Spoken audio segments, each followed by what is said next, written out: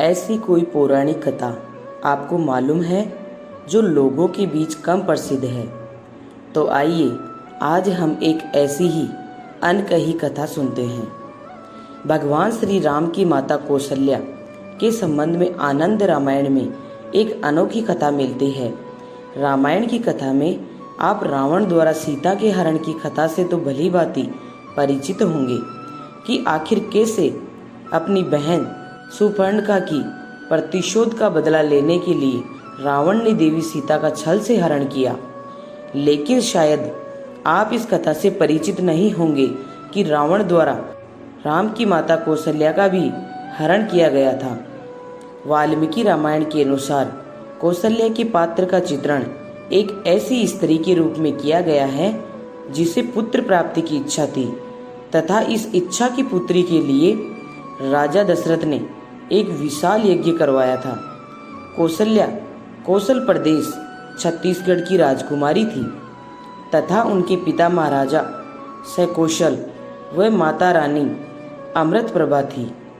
कौशल्या के स्वयंवर के लिए अनेक देश प्रदेश के राजकुमारों को निमंत्रित किया गया था, परंतु इसी बीच एक और अन्य घटना घटित हुई।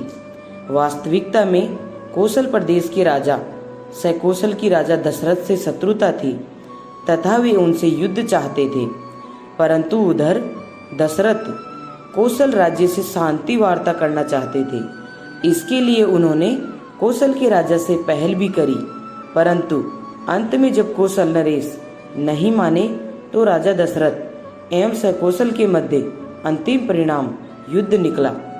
परंतु युद्ध में कौशल नरेश पराजित हुए।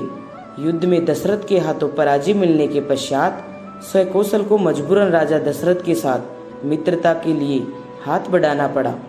जैसे जैसे दोनों के मध्य मित्रता गहरी हुई तथा दोनों के एक दूसरे से काफी अच्छे संबंध बनने लगे, तब सकौशल ने अपनी पुत्री कौशल्या का विवाह दशरथ से कर दिया।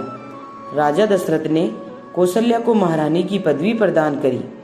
आनंद रामायण में ये बात कही गई कि रावण ने एक बार न केवल प्रभु श्री राम की पत्नी देवी सीता का हरण किया था, बल्कि वह एक बार उनकी माता कौशल्या का भी हरण कर चुका था, क्योंकि ये भविष्यवाणी राम के जन्म से पूर्व ही हो चुकी थी कि कौशल्या के पुत्र द्वारा रावण की मृत्यु होगी। यह बात ब्रह्मा जी ने भी रावण को बता दी थी कि राजा दशरथ एवं कौशल्या का पुत्र तुम्हारी मृत्यु का कारण बनेगा। जब राजा दशरथ का विवाह कैकेयी से हो रहा था तो उस दिन रावण ने छल से कौशल्या को एक डिब्बे में कैद किया तथा एक सुनसान द्वीप में छोड़ आया।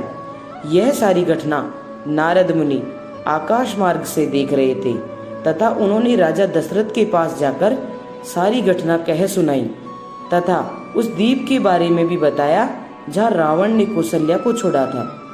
दशरथ अपनी संपूर्ण सेना के साथ रावण से युद्ध करने के लिए उस द्वीप पर चले गए, परंतु राक्षसी सेना के सामने राजा दशरथ की सभी सेना ढेर हो गई। केवल राजा दशरथ एक पेड़ की शाखा के सहारे नदी में तैरते हुए उस स्थान पर पहुंचे जहां रावण ने रानी कौशल्या को एक डिब्बे में बांध रखा था। राजा दशरथ ने रानी को बंधन मुक्त किया तथा उन्हें सकौशल राजमहल में वापस लाए। इस तरह रावण ने श्री राम के जन्म से पूर्व अपनी मृत्यु को टालने का प्रयास किया, परंतु वह इसमें विफल रहा तथा अंत में श्री राम रावण के वध का कारण बने।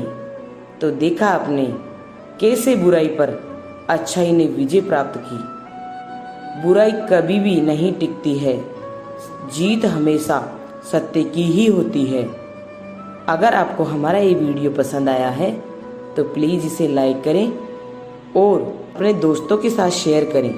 साथ ही हमारे चैनल को सब्सक्राइब करना ना भूलें। धन्यवाद।